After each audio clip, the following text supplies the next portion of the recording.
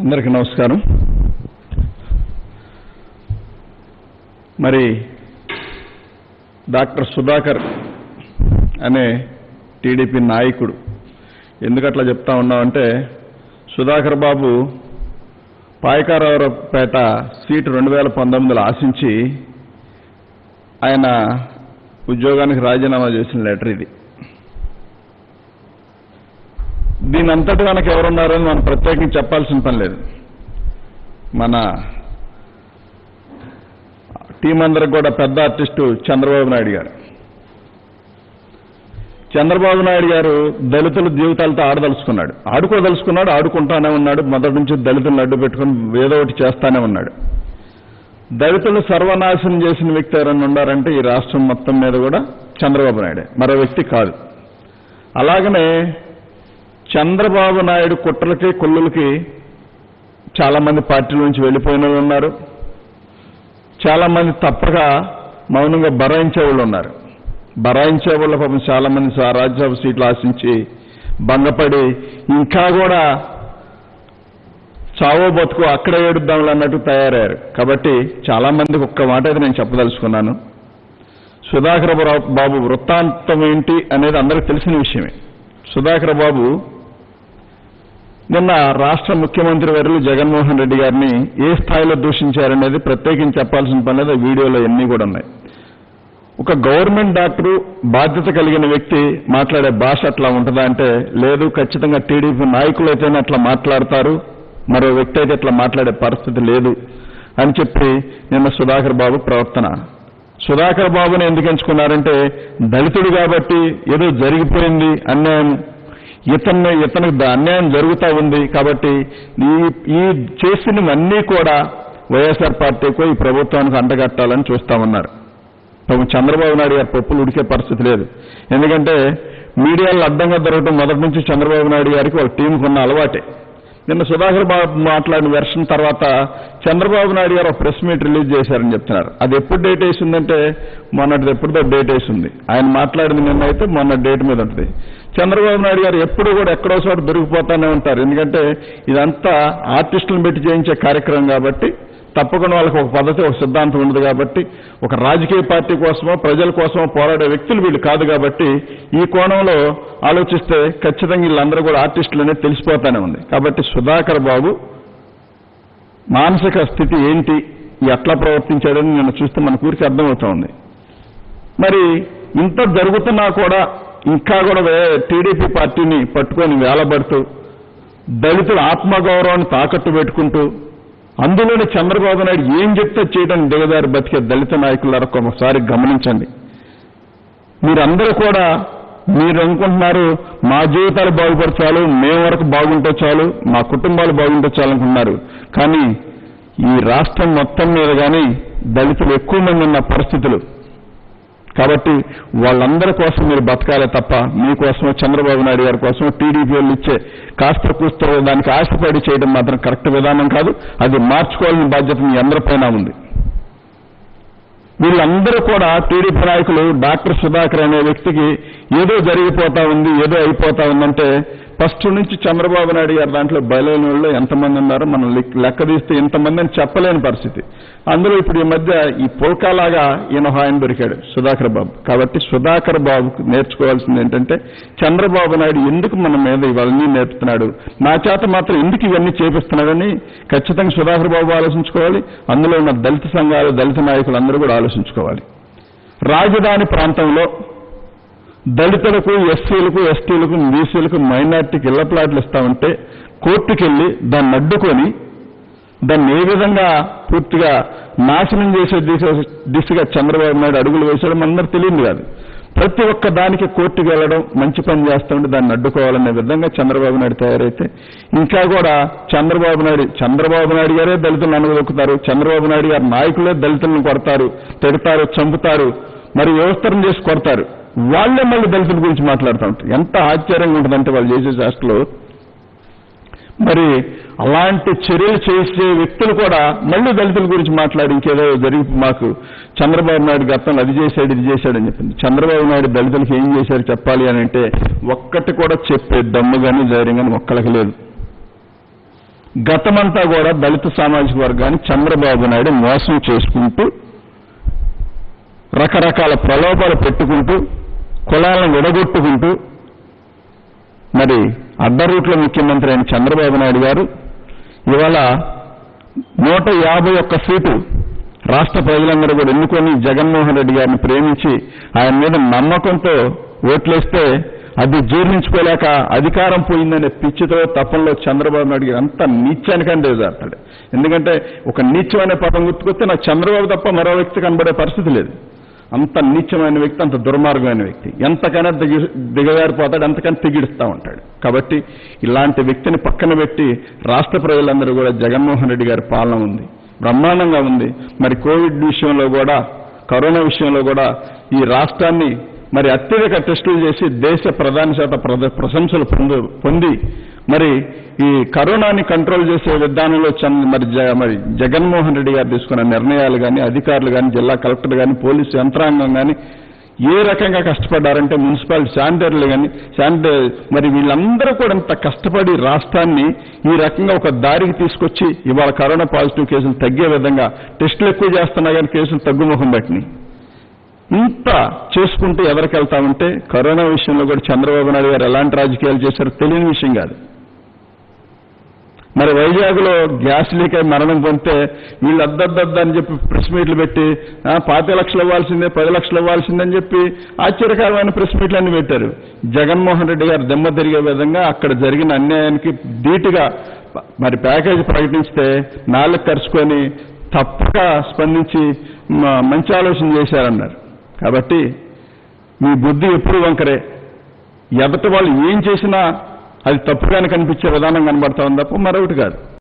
కాబట్టి ఈ సుధాకర్ అనే వ్యక్తి, డాక్టర్ సుధాకర్ అనే వ్యక్తి ఖచ్చితంగా టీడీపీ వ్యక్తి, టీడీపీ వాళ్ళు వాడుకుంటున్న ఒక పర్సనే తప్ప మరొకటి కాదు. దయచేసి ఇవన్నీ ఎస్సీ ఉన్నంత మాత్రాన ఈ దళితులకు అన్యాయం జరిగిపోతా ఉంది, దళితులు ఏదో మోసపోయారు, దళితులు జగన్మోహన్ రెడ్డి గారి ప్రభుత్వం మీద అన్యాయం చేస్తా ఉందని చెప్పానంటే ఈ రాష్ట్ర ప్రజలు చూస్తా ఉండే పరిస్థితి ఎక్కడా లేదు.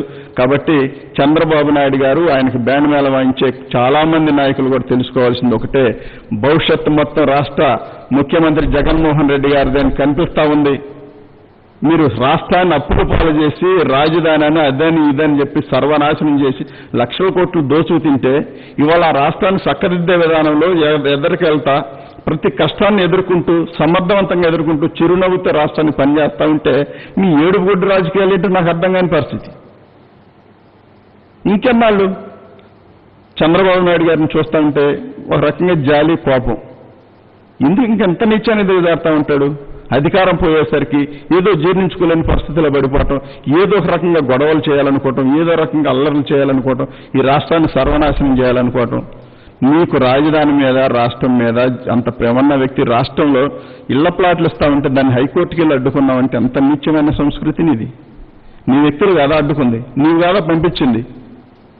ప్రతి విషయాన్ని హైకోర్టుకు తీసుకెళ్ళడం, ఏదో ఒక రకంగా స్టేలు తీసుకురావడం. ఎంత మేనేజ్మెంట్ చేసిన చంద్రబాబు నాయుడు గారు పైన దేవుడు ఉన్నాడు. ఆయన శాసించదలుచుకుంటే నువ్వు నేను కూడా నిలబడం ఒకసారి గుర్తుపెట్టుకోవాలి. ఆయన దీవించాడు కాబట్టి జగన్మోహన్ రెడ్డి గారికి 151 సీట్ ఇచ్చారు. ఆయన ఆశీర్వదించారు కాబట్టి, రాష్ట్ర ప్రజలు ఆశీర్వదించారు కాబట్టి ఇంత కష్టకాలంలో కూడా సమర్థవంతంగా అనుకున్న కాలానికి, అనుకున్న టైంకి ప్రతి ఒక్క పథకం కూడా ప్రజల్లోకి తీసుకెళ్తా ఉన్నారు. ఒకవైపు కరోనా విషయంలో పోరాడుతూనే ప్రజలకు మేలు చేసే విషయంలో ఎక్కడా కూడా అసలు అలసత్వం చెందకుండా జగన్మోహన్ రెడ్డి గారు పనిచేస్తామంటే మరి ఇంకా కూడా దళితులకి ఏదో జరిగిపోతా ఉంది, దళితులు జగన్మోహన్ రెడ్డి గారు ఏదో అన్యాయం చేస్తా ఉన్నారు, దీని అంతటా బాధ్యత జగన్మోహన్ రెడ్డి గారు చేయాలంట. దాని అంతటా బాధ్యత తీసుకోవాలని చంద్రబాబు నాయుడు గారు. ఎందుకంటే డాక్టర్ సుధాకర్ అనే వ్యక్తిని బలిపశువుని చేసి, రోడ్డెక్కించి, రోత చేసి, ఒంటి మీద బట్టలు లేకుండా చేసిన కర్మ నువ్వు పట్టించావు కాబట్టి నువ్వు క్షమాపణ సుధాకర్ బాబుకు నువ్వు చెప్పాలి. కాబట్టి నిన్ను వాడుకున్నాను కాబట్టి ఇంకెప్పుడు ఎలాంటి తప్పులు నేను చేయను, దళిత నాయకులు కానీ దళితులకు కానీ మోసగించాను కాబట్టి క్షమాపణ చెప్పాలని బాధ్యత చంద్రబాబు నాయుడు పైన ఉంది. దళితులకు ఎట్టి పరిస్థితుల్లో చంద్రబాబు నాయుడు క్షమాపణ చెప్పాలి. చిన్న చెట్టు విషయం కాదండి, చంద్రబాబు నాయుడు గారు చేసిన మోసాలు చిన్న విషయాలేం కాదు. పాపం ఇంకా అందులో ఉన్న కొంతమంది పేర్లు చెప్పడం బాగుండదు. దానికి వాళ్ళందరికీ తెలిసి పుండి కొట్టులాడుతా చాలా సీట్లు ఆశించి అదొచ్చుద్ది ఇదొచ్చుద్ది అని చెప్పి ఇది ఇస్తారని చెప్పి హడావుడిగా బయలుదేరి పండగలాగా వెళ్ళిన సందర్భంలో మళ్ళీ సగంతరం వెనక తిప్పిన సందర్భాలు కోకోలలో. కాబట్టి ఇవన్నీ కూడా వాళ్ళందరూ తెలుసుకోవాలి. చంద్రబాబు నాయుడు గారు చనిపోయిన పార్టీని ఇంకా కూడా కాడు మోసినట్టు మోస్తా ఉన్నారు మీరు. కాబట్టి రాష్ట్ర ప్రజలందరూ చూస్తూ ఉన్నారు, దళితులందరికీ తెలుసు జగన్మోహన్ రెడ్డి గారు ఏం చేస్తా ఉన్నారు, రాష్ట్రం ఏం జరుగుతూ ఉందని. పెన్షన్ విషయంలో కానివ్వండి, రైతు భరోసా విషయంలో కానివ్వండి, ఇంగ్లీష్ మీడియం పేదవాడి పిల్లాడు ఇంగ్లీష్ మీడియం చదువుకుంటే చంద్రబాబు నాయుడికి ఎంత ఏడుపంటే తను మనవడినే ఒళ్ళో కూర్చోబెట్టుకొని వచ్చిరాని ఇంగ్లీష్ ఈయన నేర్పాలని ట్రై చేస్తూ ఉంటాడు. ఈయనకే సరిగ్గా రాదు, ఈయన మాత్రం వాళ్ళ మనవడికి ఇంగ్లీష్ నేర్పాలని చూస్తూ ఉంటాడు. ఈయన పెద్ద పెద్ద స్కూల్లో చదివిస్తూ ఉంటాడు. టీడీపీ నాయకులందరూ వీళ్ళందరూ కూడా అక్కడ దాకెందుకు తీర్పునిచ్చే వ్యక్తులు ఎక్కడ చదివిస్తూ ఉన్నారు వాళ్ళ పిల్లల్ని అని చెప్పి ఆలోచిస్తే వాళ్ళందరూ కూడా ఇంగ్లీష్ మీడియమే. పేదవాడు పొట్ట మీద కొట్టడమే కాకుండా వాళ్ళ జీవితాలతో కూడా ఆడుకున్న ఏకైక వ్యక్తి చంద్రబాబు నాయుడు. ఇందులో మరొక మార్గమే లేదు, మరొక ఆలోచన కూడా లేదు. రాష్ట్ర ప్రజల జీవితాలతో ఆడుకున్న ఏకైక వ్యక్తి చంద్రబాబు నాయుడు తన స్వార్థ ప్రయోజనాల కోసం. ఎక్కడ ఉమ్మడి రాష్ట్రంగా మనం ఉంటే అప్పుడు విడదీయమని చెప్పి ఆయన లెటర్ ఇస్తాడు. ఉమ్మడి రాష్ట్రంలో అడ్డగోలుగా ఓటు నోటు కేసు విషయంలో పారిపోయి కరకట్టకు పరిగెత్తుకొస్తే కేసీఆర్ ఒక తన్నుతంటే కరకట్టకు వచ్చి పడ్డాడు. ఆ వ్యక్తి వచ్చి మళ్ళీ కరకట్ట రాజకీయాలు మొదలేసి కొంపలు గోల్చడం మొదలేసి అడ్డగోలుగా ఇక్కడ భూములన్నీ కాజేసేసి భూములు తీసేసుకొని పూలింగ్ కానీ అదాన్ని ఇదాన్ని తీసుకొని ఏదో 5 సంవత్సరాలు సింగపూర్ టెక్నాలజీ నా దగ్గర ఉండి ఎరగదీసేస్తానని చెప్పిన వ్యక్తి తీరా 4 బిల్డింగులు కట్టేసరికి సతికిల పడ్డాడు.